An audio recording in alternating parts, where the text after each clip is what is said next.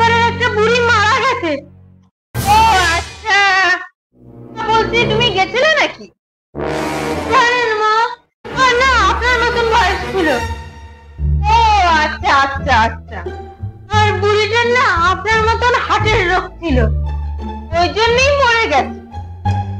আর মা, ওই বুড়িটা না আপনার মতন ওই বিছানার কোণায় চুপ করে বসে থাকতো।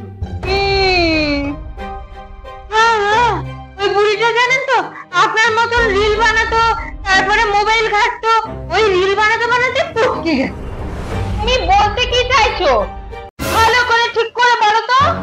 ওই রিল করতে করতে মারা গেছে তো, তাই ওরা আতপ চালের একটা ভাত খাবে। তাই আমি ভাবছিলাম যে আপনি তো ওরকম রিল বানান, কোন দিন আপনিও রিল বানাতে বানাতে ওরকম পড়কে যাবেন। তাই আমি ভাবছিলাম আগের থেকে ওই আতপ চালটা আর ওই মালটাটা কিনে আনি। বলছি যে টাকা দিয়ে দেবো।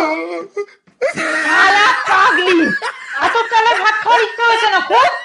আজকে থেকে তুমি 1 মাস ধরে আতপ চালের ভাত খাবে, বেরো এখান থেকে।